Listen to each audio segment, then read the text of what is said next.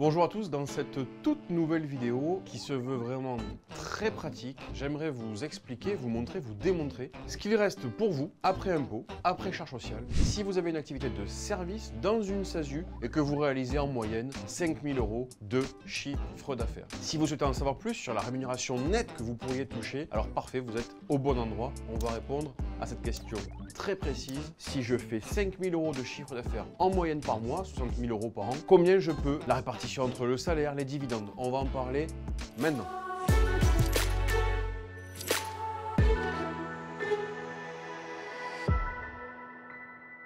Cette question fiscale, elle est fondamentale et c'est aujourd'hui qu'on va l'expliquer. Vous gardez en tête cet exemple, vous facturez 5 000 € par mois en moyenne. L'exemple, il fonctionnera aussi pour 3 000, pour 10 000. Si vous êtes intéressé, je peux vous aider dans les commentaires à estimer votre rémunération nette, que ce soit avec une rémunération sous forme de salaire ou sous forme de dividende. Gardons ces éléments en tête. On fait l'exemple. Vous êtes le président de la SASU, vous ne bénéficiez plus du chômage à travers l'ARE et vous n'avez pas non plus l'ACRE qui correspond à une réduction de charges sociales pendant un an. Ça, ce sont les hypothèses de départ. Maintenant, comme je vous l'ai dit, on va supposer un chiffre d'affaires mensuel moyen de 5 000 € par mois, hors taxe, évidemment, qui représente un chiffre d'affaires annuel hors taxe de 60 000 €. On parle bien ici d'une moyenne, certainement vous pourrez faire 4 000, d'autres 7, peu importe, on parle d'une moyenne par an, 60 000 €. Petite précision, contrairement à la micro-entreprise où le chiffre d'affaires qui rentre dans les différents calculs correspond au chiffre d'affaires encaissé, là nous sommes dans une comptabilité dite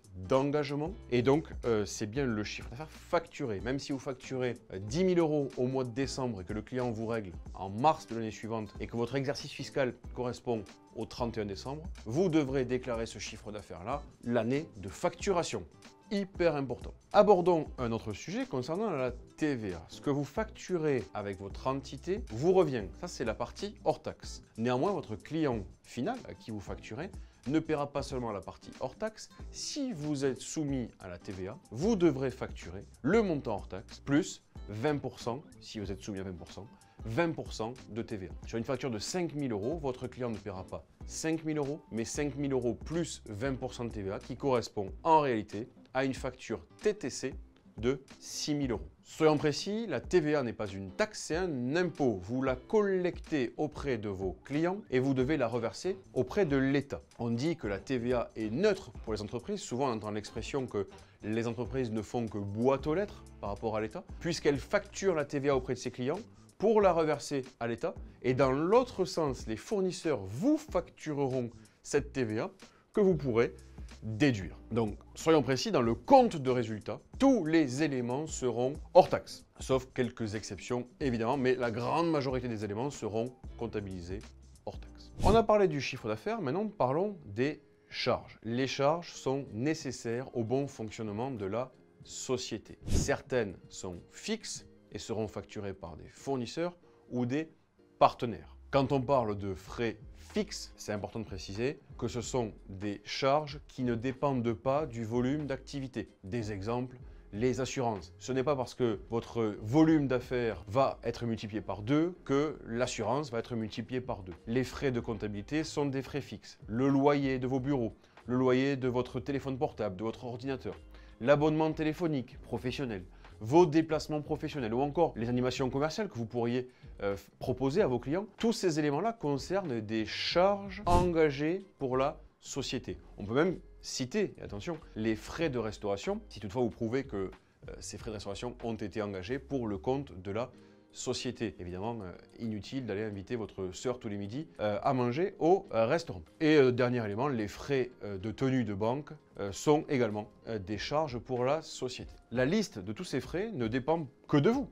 Elle est souvent très courte quand on débute et un peu plus longue quand le chiffre d'affaires commence à augmenter et que l'activité se développe. Mais pensez bien à un point. Ces frais doivent être engagés dans l'intérêt de la société. Vous n'avez pas le droit d'engager des frais pour votre compte personnel. C'est interdit et c'est très réprimandé d'ailleurs par l'État. Autre charge que vous devrez payer tous les ans concerne la CFE, la cotisation foncière des entreprises, uniquement à partir de la seconde année. En effet, la CFE, c'est quoi? C'est un impôt local qui est calculé sur la valeur locative des biens mobiliers de votre entreprise qui sont soumis du coup à cette taxe foncière, entre guillemets. Certains experts comptables ont même pris l'habitude de l'appeler super taxe foncière, parce qu'en fait, elle vient en plus de la taxe foncière que vous pourriez payer sur les locaux que vous louez ou que vous avez acquis. En fonction de la taille de votre SASU, en général, la CFE varie entre 500 et 1500 euros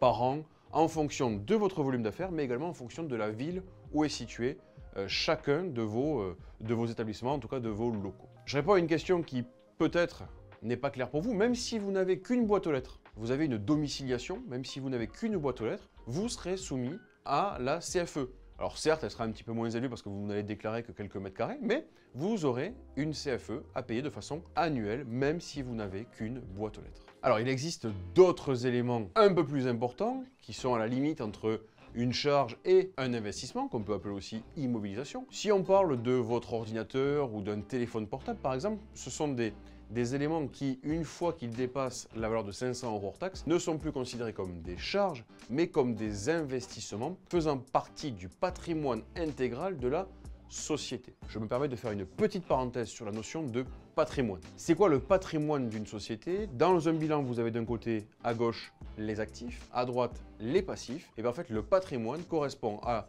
l'ensemble de votre actif moins l'ensemble du passif, hormis les capitaux propres. La différence entre les deux correspond à la valeur de votre patrimoine. Quand je dis votre patrimoine, ça correspond à la valeur du patrimoine de la société. Je reviens sur l'achat du téléphone ou de l'ordinateur. Ça constitue en réalité ce qu'on appelle une immobilisation, et une immobilisation corporelle. Et en fait, le principe d'une immobilisation, je ferai une petite précision lorsque je ferai une vidéo sur le bilan et sur le compte de résultat. Une immobilisation se doit d'être amortie. C'est quoi un amortissement en comptabilité? Un amortissement, c'est simplement le fait de répartir la charge sur plusieurs exercices. L'État établit des délais, des durées qui en fait vous obligent à respecter ce laps de temps pour amortir votre bien. Je m'explique, par exemple, une application, vous créez une application, n'importe quel domaine, les applications sont amortissables sur un délai de 3 ans. Les portables, les ordinateurs sur 3 ans. Si vous faites l'acquisition d'une voiture, par exemple,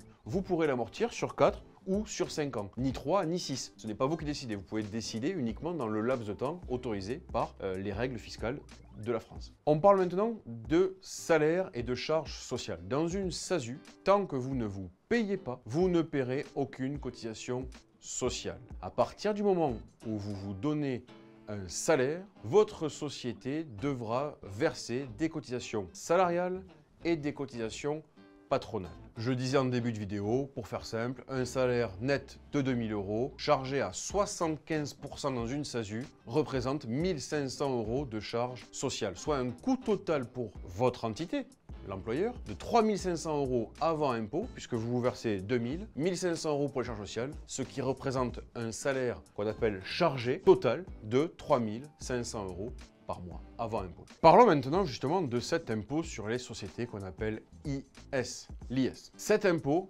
comme son nom l'indique, il est payé par votre SASU lorsqu'elle réalise des bénéfices, c'est-à-dire lorsque vos produits dans le compte de résultat seront supérieurs à vos charges. Dans ce cas-là, vous allez calculer ce qu'on appelle un résultat courant avant impôt, pour faire simple, et ce résultat courant avant impôt sera soumis au taux d'IS pratiqué en France. Deux taux, 15% jusqu'à 42 500 euros et au-delà de 42 500 euros, 25%.